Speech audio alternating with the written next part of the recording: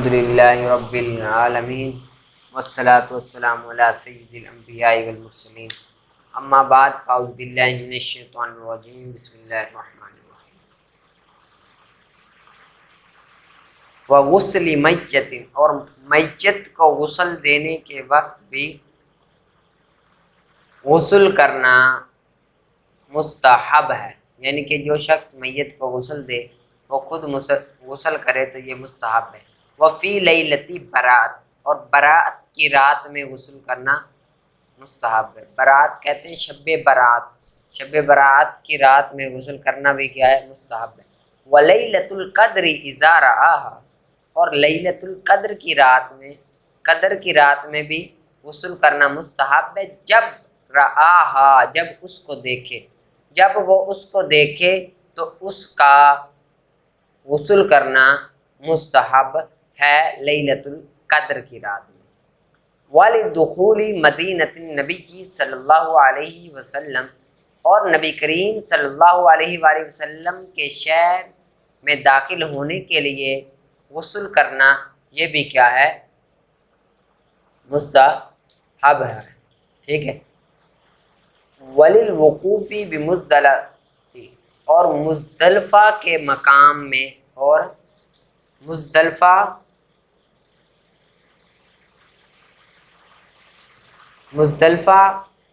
میں ٹھہرنے کے لیے، وقوف ٹھہرنے، مزدلفہ میں ٹھہرنے کے لیے قربانی کرنا یوم نحر کے دن، اس وقت بھی غسل کرنا مستحب ہے، ٹھیک ہے۔ قربانی کرنا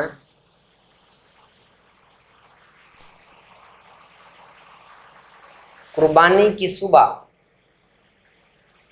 قربانی کی صبح، یہ جو ہے نا، یہ جو غداتا ہے، غداتا اس کا مطلب صبح ہے، اور مزدلفہ میں ٹھہرنے کے لیے صبح یوم نحر کے دن، یوم نحر کے دن یعنی کہ قربانی کے دن، نحر قربانی کے دن کی صبح مزدلفہ میں ٹھہرنے کے لیے غسل کرنا کیا ہے؟ مستحب ہے۔ قربانی کے دن کی صبح مزدلفہ میں ٹھہرنے کے لیے غسل کرنا مستحب ہے۔ اور مکہ میں داخل ہونے کے وقت طواف زیارت کے لیے وضو کرنا مستحب ہے، غسل کرنا مستحب ہے۔ طواف زیارت کے لیے مکہ میں داخل ہونے کے وقت غسل کرنا مستحب ہے۔ اور صلاۃ کسوف کے لیے، صلاۃ کسوف کہتے ہیں سورج گرہن کو، سورج گرہن کی نماز کے لیے، اور نماز استسقاء کے لیے، استسقاء کے لیے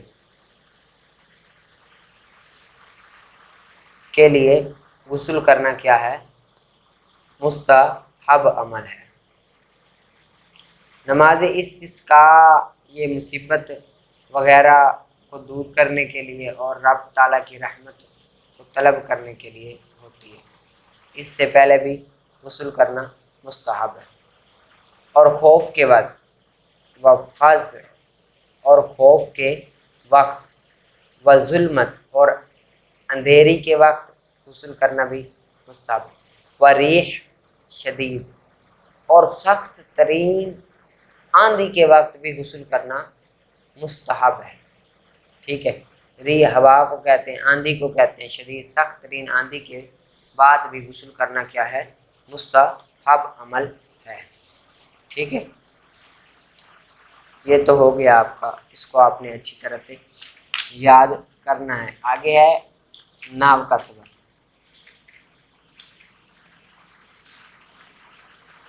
اسماء حروف غیر عاملہ کی آپ نے 5 قسمیں تو پڑھ لی تھی، اب چھٹی قسم ہے حروف توقع۔ حروف توقع، حروف توقع وہ حروف جو دلالت کرتے ہیں کہ، وہ حروف ہیں جو دلالت کرتے ہیں کہ جو خبر دی جا رہی ہے مخاطب کو اس کا ہی انتظار تھا۔ حروف توقع دلالت کرتے ہیں اس بات پر کہ جو خبر دی جا رہی ہے مخاطب کو اسی خبر کا انتظار تھا، مخاطب کو اسی خبر کا انتظار تھا۔ حروف توقع وہ حرف ہے جو دلالت کرتا ہے کہ جو خبر دی جا رہی ہے مخاطب کو اس کا ہی انتظار ہے، اسی خبر کا انتظار ہے۔ یہ صرف قد ہے، یہ صرف قد ہے۔ کون سا ہے؟ قد ہے۔ یہ ماضی میں تحقیق کے لیے آتا ہے، یہ ماضی میں تحقیق کے لیے آتا ہے اور ماضی کو حال کے قریب کر دیتا ہے، اور ماضی کو حال کے قریب کر دیتا ہے، اور مضارع میں تقلیل کے لیے آتا ہے، مضارع میں تقلیل کے لیے آتا ہے۔ یہ صرف قد ہے، ماضی میں تحقیق کے لیے آتا ہے اور ماضی کو حال کے قریب کر دیتا ہے، اور ماضی کو حال کے قریب کر دیتا ہے، اور مضارع میں تقلیل کے لیے آتا ہے، اور مضارع میں تقلیل کے لیے آتا ہے۔ ٹھیک ہے۔ ساتویں قسم ہے حروف استفہام، حروف استفہام جس سے کوئی بات پوچھی جائے، یہ تین ہیں۔ حروف استفہام جس سے کوئی بات پوچھی جائے، یہ تین ہیں۔ ما حمزہ حل، ما حمزہ حل۔ ساتویں قسم ہے حروف استفہام جس سے کوئی بات پوچھی جائے، یہ تین ہیں۔ یہ کتنے ہیں؟ تین ہیں۔ ما حمزہ حل، ما حمزہ حل۔ آٹھویں قسم ہے حروف ردا، حروف ردا۔ آٹھویں قسم کون سی ہے؟ حروف ردا۔ ردا کا معنی ہے روکنا، ردا کا معنی ہے روکنا۔ چونکہ اس حرف سے کلام کرنے والے کو اس کے کلام سے روکنا مقصود ہوتا ہے، کیونکہ اس حرف سے کلام کرنے والے کو اس کے کلام سے روکنا مقصود ہوتا ہے۔ یہ صرف کلّا ہے، یہ صرف کلّا ہے۔ چونکہ اس حرف سے کلام کرنے والے کو کلام سے روکنا مقصود ہوتا ہے، یہ صرف کلّا ہے، یہ صرف کلّا ہے۔ ٹھیک ہے۔ آگے نویں قسم ہے تنوین۔ نویں قسم کون سی ہے؟ تنوین۔ وہ نون ہے جو وضع کے اعتبار سے ساکن ہو، وہ نون ہے جو وضع کے اعتبار سے ساکن ہو اور کلمے کی آخری حرف کی حرکت کے بعد واقع ہو، اور کلمے کی آخری حرف کی حرکت کے بعد واقع ہو۔ نویں قسم ہے تنوین۔ وہ نون ہے جو وضع کے اعتبار سے ساکن ہو اور کلمے کی آخری حرف کی حرکت کے بعد واقع ہو اور تاکید کے لیے نہ ہو، اور تاکید کے لیے نہ ہو۔ پھر تنوین کی 5 قسمیں، تنوین کی 5 قسمیں۔ تنوین تمکن، تنوین تمکن۔ پہلی قسم کون سی ہے؟ تنوین تمکن۔ وہ تنوین جو اسم کے معرب ہونے پر دلالت کرے۔ تنوین تمکن وہ تنوین جو اسم کے معرب ہونے پر دلالت کرے، جیسے جاء زید، جاء زید۔ ٹھیک ہے۔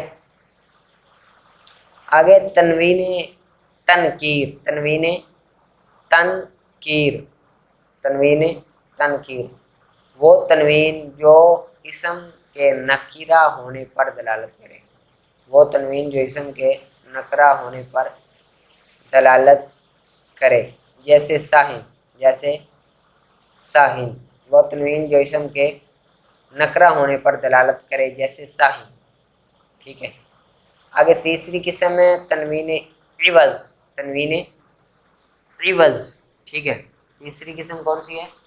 تنوین عوض وہ تنوین جو مضاف کو مضاف الیہ کے بدلے میں دی جائے، وہ تنوین جو مضاف کو مضاف الیہ کے بدلے میں دی جائے، وہ تنوین جو مضاف کو مضاف الیہ کے بدلے میں دی جائے، جیسے مررت بکل، مررت بکل، مررت بکل۔ جو اصل میں بکل واحد تھا، جو اصل میں بکل واحد تھا۔ وہ تنوین جو مضاف کو مضاف الیہ کے بدلے میں دی جائے، جیسے مررت بکل، جو اصل میں بکل واحد تھا، بکل واحد تھا۔ چوتھی قسم ہے تنوین مقابلہ، چوتھی قسم ہے تنوین مقابلہ۔ وہ تنوین جو جمع مؤنث سالم پر آتی ہے جمع مذکر سالم کے نون کے مقابلے میں، وہ تنوین جو جمع مؤنث سالم پر آتی ہے جمع مذکر سالم کے نون کے مقابلے میں، ٹھیک ہے، وہ تنوین جو جمع مؤنث سالم پر آتی ہے جمع مذکر سالم کے مقابلے میں، جیسے مسلمات، مسلمات، ٹھیک ہے۔ آگے پانچویں قسم ہے تنوین ترنم، تنوین ترنم، تنوین ترنم، ٹھیک ہے۔ وہ تنوین جو شعروں کے آخر میں سر پیدا کرنے کے لیے آتی ہے، وہ تنوین جو شعروں کے آخر میں سر پیدا کرنے کے لیے آتی ہے، وہ تنوین جو شعروں کے آخر میں سر پیدا کرنے کے لیے آتی ہے، جیسے اکل اللوم، اکل اللوم، عازلہ، عازلہ، والعتابن، والعتابن، ٹھیک ہے۔ اکل اللوم، عازلہ، والعتابن، وقولی، وقولی، ان اصبت، ان اصبت، لقد اصابن، وقولی ان اصبت، ان اصبت، لقد اصابن، وقولی ان اصبت، لقد اصابن، اکل اللوم عادل والعتابن، وقولی ان اصبت لقد اصابن، ٹھیک ہے۔ اس میں تنوین کی پہلی چار قسمیں صرف اسم پر آتی ہے، اس میں تنوین کی پہلی چار قسمیں صرف اسم پر آتی ہیں، اس میں تنوین کی پہلی چار قسمیں صرف اسم پر آتی ہیں، جبکہ تنوین ترنم اسم، فعل اور حرف سب کے لیے آ سکتی ہے، جبکہ تنوین ترنم اسم، فعل اور حرف سب کے لیے آ سکتی ہے، اور تنوین ترنم الف لام کے ساتھ بھی آ جاتی ہے، تنوین ترنم الف لام کے ساتھ بھی آ جاتی ہے، تنوین ترنم الف لام کے ساتھ بھی آ جاتی ہے، ٹھیک ہے۔ اس کو آپ نے اچھی طرح سے یاد کرنا ہے۔ آگے ہمارے قواعد،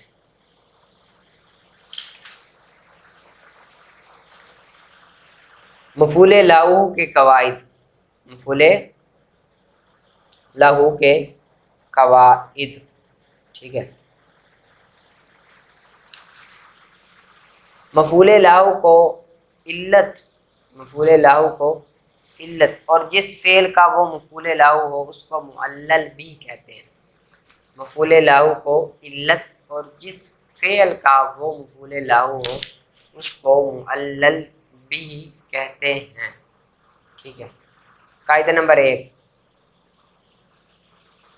لام کی دو قسمیں، لام کی دو قسمیں، اظہار لام، تقدیر لام، اظہار لام اور تقدیر لام، لام کی دو قسمیں اظہار لام اور تقدیر لام۔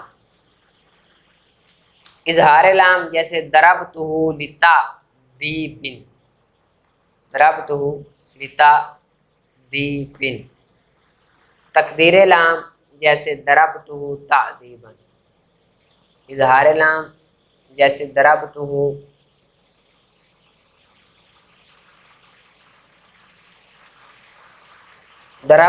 لتعذیب، تقدیر لام جیسے ضربتہ تعذیبا، ضربتہ تعذیبا، ٹھیک ہے۔ اب سائل سوال کرتا ہے ہمیں کیسے پتہ چلے گا یہاں پر کون سا لام ہے؟ ہمیں کیسے پتہ چلے گا کہ یہاں پر کون سا لام ہے؟ ٹھیک ہے، جواب دیکھیں گے کہ اسم میں دو شرطیں پائی جاتی ہیں، دیکھیں گے کہ اسم میں دو شرطیں پائی جاتی ہیں تو وہ تقدیر لام ہوگا۔ اسم میں دو شرطیں پائی جاتی ہیں تو وہ تقدیر لام ہوگا۔ پہلی شرط فعل معلل بھی اور مفعول لاہو دونوں کا فاعل ایک ہو۔ فعل معلل بھی اور مفعول لاہو دونوں کا فاعل ایک ہو، ٹھیک ہے۔ دوسری شرط ہے دونوں کا زمانہ ایک ہو، دونوں کا زمانہ ایک ہو۔ اگر یہ دونوں پائے جائیں تو وہ تقدیر لام ورنہ اظہار لام ہوگا۔ دونوں کا زمانہ ایک ہو، اگر یہ دونوں پائے جائیں تو وہ تقدیر لام ورنہ اظہار لام ہوگا، ورنہ کیا ہوگا؟ اظہار لام ہوگا، ٹھیک ہے۔ آگے افعال ناقصہ کے قواعد۔ افعال ناقصہ کے قواعد، ٹھیک ہے، افعال ناقصہ کے قواعد۔ قاعدہ نمبر ایک، افعال ناقصہ کے اسم اور خبر کے پہچان کے قواعد مبتدا اور خبر والے ہیں۔ افعال ناقصہ کے اسم اور خبر کی پہچان کے قواعد مبتدا اور خبر والے ہیں، ٹھیک ہے۔ آگے قاعدہ نمبر دو، افعال ناقصہ کے بعد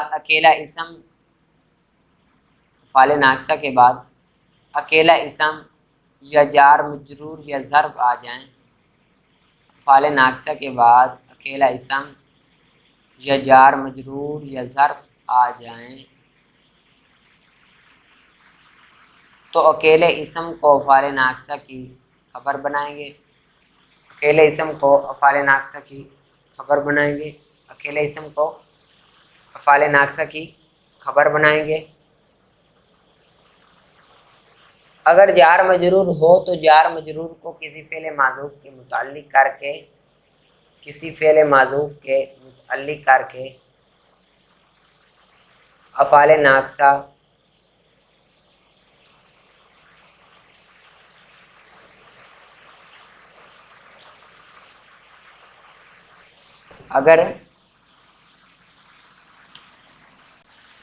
اگر جار مجرور آ جائیں تو جار مجرور کو کسی فعل معذوف کے متعلق کر کے افعال ناقصہ کی خبر بنائیں گے، کسی فعل معذوف کے متعلق کر کے افعال ناقصہ کی خبر بنائیں گے۔ اگر ظرف ہو تو اس کو کسی فعل معذوف کا مفعول فی بنا کر افعال ناقصہ کی خبر بنائیں گے۔ اگر ظرف ہو تو اس کو کسی فعل معذوف کا مفعول فی بنا کر افعال ناقصہ کی خبر بنائیں گے اور وہاں کوئی مناسب ضمیر نکال کر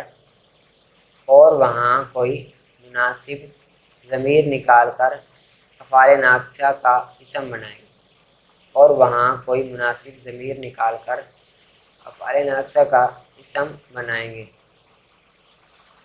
ٹھیک ہے، اور وہاں کوئی مناسب ضمیر نکال کر افعال ناقصہ کا اسم بنائیں گے، ٹھیک ہے۔ اکیلے اسم کی مثال جیسے کان عالمن۔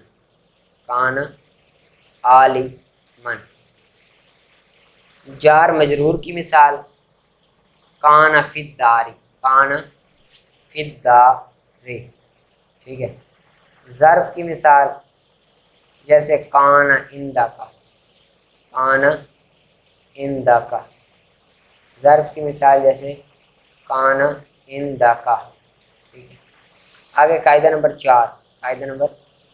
چار، افعال ناقصہ کی خبر خود افعال ناقصہ پر مقدم ہو سکتی ہے۔ افعال ناقصہ کی خبر پہلے قاعدہ نمبر 3 ہے پھر 4 ہے۔